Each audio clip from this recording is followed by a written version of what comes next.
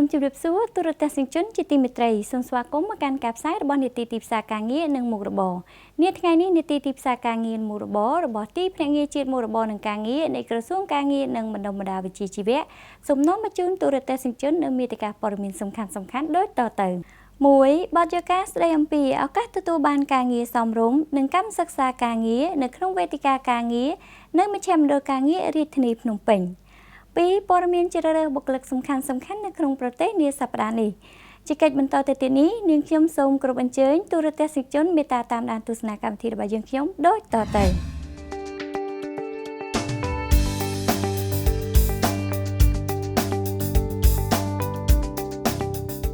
រាជរដ្ឋាភិបាលកម្ពុជាក្រោយពីការអនុវត្តនៃគោលនយោបាយអភិវឌ្ឍវិស័យការងារនិងបណ្ដុះបណ្ដាលវិជ្ជាជីវៈរួមទាំងបង្កើននូវឱកាសការងារដើម្បីលើកស្ទួយធនធានមនុស្សនិងកម្លាំងពលកម្មនៅក្នុងប្រទេសឲ្យកាន់តែប្រសើរឡើងហើយស្របទៅតាមទីផ្សារការងារនាពេលបច្ចុប្បន្នយ៉ាងណាមិញការពង្រឹងយន្តការវេទិកាការងារពង្រីកការផ្តល់សេវារកការងារនិងផ្សព្វផ្សាយព័ត៌មានអំពីឱកាសការងារក្នុងនិងក្រៅប្រទេសជូនដល់ប្រជាពលរដ្ឋគឺជាការចូលរួមចំណែកកាត់បន្ថយភាពក្រីក្រលើកស្ទួយជីវភាពប្រជាពលរដ្ឋដើម្បីទទួលបាននូវឱកាសការងារសមរម្យដើម្បីផ្ដល់ភាពងាយស្រួលសម្រាប់យុវជនអ្នកស្វែងរកការងារធ្វើនិងសាធារណជនទូទៅក្នុងការដាក់ពាក្យស្វែងរកការងារក្នុងប្រទេសក៏ដូចជានយោជកដែលត្រូវការបុគ្គលិកកម្មករនយោជិតផងនោះទីភ្នាក់ងារជាតិមុខរបរនិងការងារនៃក្រសួងការងារនិងបណ្ដុះបណ្ដាលវិជ្ជាជីវៈបានរៀបចំនូវកម្មវិធីវេទិកាការងារប្រចាំខែរបស់ខ្លួនស្ដីពីឱកាសការងារនិងកម្មសិក្សាការងារនៅក្នុងមជ្ឈមណ្ឌលការងាររាជធានីភ្នំពេញនាថ្ងៃទី19ខែវិច្ឆិកាកន្លងទៅនេះដោយនាំយកនៅឱកាសការងារប្រមាណ 7,000 កន្លែងពីបណ្ដាក្រុមហ៊ុនល្បីៗចំនួន11មានដូចជា EasyCom, Manulife Cambodia, Hyundai Cambodia, Medphone, Wing, DKSH, Li Hua Velui, Eon Cambodia, Brown Cafe and Bakery, OpenNet, Global House Cambodia ទៅតាមជំនាញផ្សេងៗគ្នាជូនដល់សិស្សនិស្សិតនិងអ្នកស្វែងរកការងារទូទៅ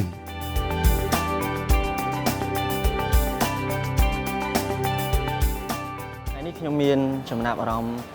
សប្បាយរីករាយមែនទែនដែលបាន NDA ដែលបានបង្កើតនៅកម្មវិធីតាក់ទងជាមួយនឹងវេទិកាការងារនៅក្នុងថ្ងៃនេះនេះគឺជាឱកាសមួយសម្រាប់ទៅដល់បេក្ខជនបេក្ខនារីទាំងអស់ដែលគាត់អាចមានឱកាស apply មកកាន់វេទិកាការងារនៅក្នុងថ្ងៃនេះដើម្បីគាត់មានឱកាសបំពេញនៅការងារសម្រាប់ទៅថ្ងៃអនាគតផងដែរបាទជម្រាបជូនទៅដល់សិស្សានុសិស្សដែលគាត់កំពុងតែស្វែងរកនៅការងារគឺគាត់អាចចូលទៅ like page របស់ខាងក្រសួងការងារក៏ដូចជាអាច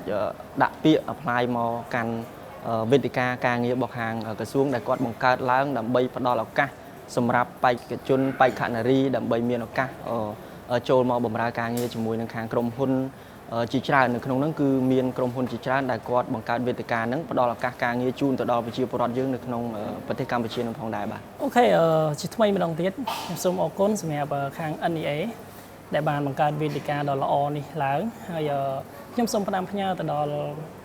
បងប្អូនទាំងអស់ជាពិសេសសិស្សនិស្សិតដែលកំពុងតែស្វែងរកការងារធ្វើសូមអញ្ជើញមកកាន់ក្រសួងការងារហើយដែលមានអាស័យដ្ឋាននៅតាមផ្លូវមនីវងគឺនៅខាងក្នុងក្រសួងការងារយើងមានមជ្ឈមណ្ឌលមុខរបរនិងការងាររបស់ជាផ្នែកមួយនៃក្រសួងការងារហើយកាលណាយើងមកដល់ទីនេះគឺយើងអាចធ្វើការសម្ភាសផ្ទាល់ជាមួយនឹងគ្រប់ក្រុមហ៊ុនទាំងអស់ដែលយើងតែងតែធ្វើជារៀងរាល់ខែហើយវាចំណេញពេលវេលាហើយយើងបានជួបផ្ទាល់ជាមួយនឹងក្រុមហ៊ុនហើយមានការសម្របសម្រួលពីខាង NEAសម្រាប់វេទិកាការងារនាពាក់កណ្ដាលខែវិច្ឆិកានេះមានអ្នកចូលរួមប្រមាណជិត200នាក់និងទទួលបានឱកាសការងារនិងកម្មសិក្សាការងារប្រមាណជាង124នាក់ពីបណ្ដាក្រុមហ៊ុនសហគ្រាសដែលបានចូលរួមផងដែរនិយាយរួមទៅខ្ញុំមានអារម្មណ៍ថាប្លែកដោយសារនឹងជាលើកទី1របស់ខ្ញុំដោយថ្ងៃហ្នឹងខ្ញុំឃើញនៅក្នុងដោយសារឃើញព័ត៌មាននៅក្នុង page ទៅក៏មានចំណាប់អារម្មណ៍មកហ្នឹងទៅក៏បានមានអារម្មណ៍ថាប្លែកដោយសារបានជួបមួយក្រុមហ៊ុនច្រើនអញ្ចឹងពេលដែលខ្ញុំមកដាក់ពាក្យនៅទីនេះខ្ញុំបានសម្ភាសហើយបានជាប់នឹងមានអារម្មណ៍ថាសប្បាយរីករាយយ៉ាងខ្លាំងដែលបានមកដាក់ពាក្យភ្លាមហើយសម្ភាសភ្លាមហើយក៏គេឲ្យពាក្យថាខ្ញុំជាប់ហើយអញ្ចឹងមានអារម្មណ៍ថាសប្បាយចិត្តបើមានអ្នកចង់មានការងារធ្វើអញ្ចឹង អាចមកសម្ភារផ្ទាល់នៅក្រសួងការងារបណ្ដុះបណ្ដាលវិជ្ជាជីវៈនៅទីនេះផ្ទាល់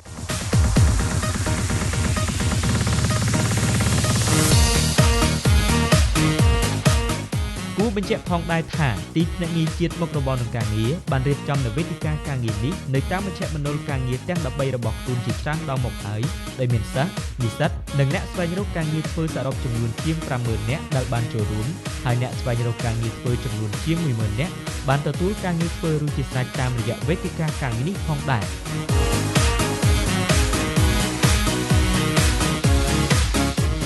ថ្ងៃនេះមជ្ឈមណ្ឌលការងាររាជធានីភ្នំពេញយើងបានរៀបចំកម្មវិធីវេទិកាការងារមួយឡើងគោលដៅចម្បងបំផុតនៃការរៀបចំកម្មវិធីមួយនេះគឺចង់សម្រួលដល់អ្នកស្វែងរកការងារក៏ដូចជានិយោជកបានជួបគ្នានៅទីនេះដោយងាយស្រួលតែម្ដងអ្នកស្វែងរកការងារមានឱកាសនៅក្នុងការស្វែងរកការងារដែលខ្លួនចង់បានដោយឡែកតំណាងក្រុមហ៊ុនក៏ដូចជានិយោជកមានឱកាសក្នុងការជ្រើសរើសនៅបេក្ខជនដែលខ្លួនមានបំណងចង់ជ្រើសរើសដើម្បីបំពេញបម្រើការងារនៅក្នុងអង្គភាពរបស់ខ្លួន កម្មវិធីនេះនឹងធ្វើឲ្យអ្នកស្វែងរកការងារងាយស្រួលនៅក្នុងការជួបដោយផ្ទាល់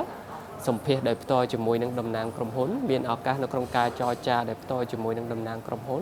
និងមានឱកាសផ្សេងទៀតនៅក្នុងការបង្កើតបណ្ដាញទំនាក់ទំនងផ្សេងជាមួយនឹងតំណាងក្រុមហ៊ុនផ្សេងក៏ដូចគ្នាផងដែរសម្រាប់បងប្អូនដែលមានបំណងស្វែងរកការងារធ្វើអាចអញ្ជើញចូលរួមនៅក្នុងកម្មវិធីវេទិកាការងារនេះដោយមិនមានគិតប្រាក់កម្រៃអ្វីឡើយ សម្រាប់បងប្អូនដែលខកខានមិនបានចូលរួមនៅក្នុងកម្មវិធីវេទិកាការងារនៅថ្ងៃនេះកម្មវិធីនេះនឹងរៀបចំម្ដងទៀតនៅក្នុងថ្ងៃទី 28 ខែវិច្ឆិកាដែលមានឱកាសការងាររហូតដល់ជាង 1000 កន្លែងកំពុងរងចាំនិងមានឱកាសការងារទាំងនេះដែលផ្ដល់ជូនដោយក្រុមហ៊ុនធំៗចំនួន 11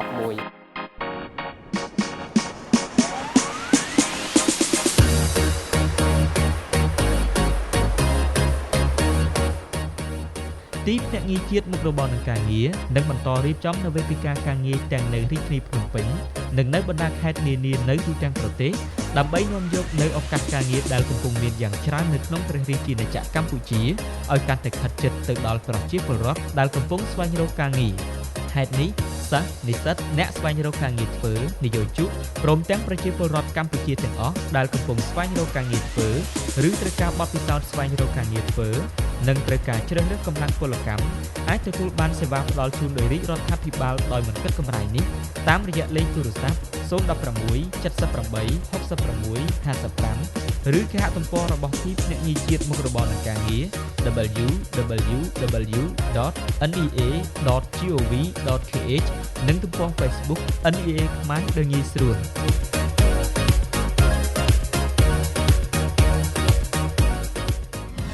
ជាកិច្ចបន្តទៅទៀតនេះនាងខ្ញុំសូមជម្រាបជូនព័ត៌មានជ្រើសរើសបុគ្គលិកសំខាន់ៗនៅក្នុងប្រទេសនាសប្តាហ៍នេះក្រុមហ៊ុន Semi Cambodia Wiring System Co Ltd គឺជារោងចក្រជប៉ុនដែលផលិតគ្រឿងបង្គុំខ្សែអេឡិចត្រូនិករថយន្តនាពេលបច្ចុប្បន្នត្រូវការជ្រើសរើសកម្មការិនីជាច្រើនអ្នកដូចខាងក្រោមមិនចេះអក្សរក៏អាចធ្វើការបានដែរមានកាយសម្បទាគ្រប់គ្រាន់មានកម្ពស់ចាប់ពី 1.45 ម៉ែត្រឡើងទៅក្រុមហ៊ុននឹងផ្ដល់ជូននៅប្រាក់ខែ$182ក្នុងមួយខែប្រាក់ថែមម៉ោងប្រាក់ធ្វើការទៀងទាត់មានកន្លែងស្នាក់នៅនិងមធ្យោបាយធ្វើដំណើរផ្ដល់ជូនឯកសណ្ឋាននិងអត្ថប្រយោជន៍ផ្សេងៗជាច្រើនទៀតបបៃខានារីមានចំណាប់អារម្មណ៍ចំពោះការងារខាងលើសូមទំនាក់ទំនងមកកាន់ទីភ្នាក់ងារជាតិមុខរបរនឹងការងារតាមរយៈលេខទូរស័ព្ទ 016 78 66 55 ក្រុមហ៊ុន Eon Cambodia Co Ltd បានដំណើរការនៅក្នុងប្រទេសកម្ពុជាតាំងពីឆ្នាំ 2014 មកនោះនាពេលបច្ចុប្បន្នត្រូវការជ្រើសរើសបុគ្គលិកទាំងពីរភេទជាច្រើនអ្នកដូចខាងក្រោមលក្ខខណ្ឌនៃការជ្រើសរើសរៀនចាប់ថ្នាក់ទី 12 ឬកំពុងរៀននៅមហាវិទ្យាល័យមានអាយុចាប់ពី 18 ឆ្នាំឡើងទៅមានភាពស្មោះត្រង់អំណត់រួសរាយរាក់ទាក់និងរហ័សរហួនចូលចិត្តខាងទំនាក់ទំនងជាមួយអតិថិជនមានឆន្ទៈនៅក្នុងការអភិវឌ្ឍខ្លួនក្រុមហ៊ុននឹងផ្ដល់ជូននៅការបណ្ដុះបណ្ដាលមុនចូលបម្រើការងារប្រាក់ខែសមរម្យប្រាក់លើកទឹកចិត្តប្រចាំខែការធានារ៉ាប់រងក្នុងម៉ោងការងារមានផ្ដល់ជូនអាហារមួយពេលនិងអត្ថប្រយោជន៍ផ្សេងៗជាច្រើនទៀតបេក្ខជនបេក្ខនារីមានចំណាប់អារម្មណ៍ចំពោះការងារខាងលើសូមទំនាក់ទំនងមកកាន់ទីភ្នាក់ងារជាតិមុខរបរនឹងការងារតាមរយៈលេខទូរស័ព្ទ 016 78 66 55 លើពីនេះនៅក្នុងសប្តាហ៍នេះទីភ្នាក់ងារជាតិមួយរបរនឹងការងារបានប្រមូលនិងផ្សព្វផ្សាយដំណឹងជ្រើសរើសបុគ្គលិកជាច្រើនកន្លែងជាច្រើនប្រភេទបន្ថែមទៀតអាស្រ័យហេតុនេះប្រជាពលរដ្ឋដែលកំពុងស្វែងរកការងារធ្វើអាចទំនាក់ទំនងមកកាន់មជ្ឈមណ្ឌលការងារដែលស្ថិតនៅ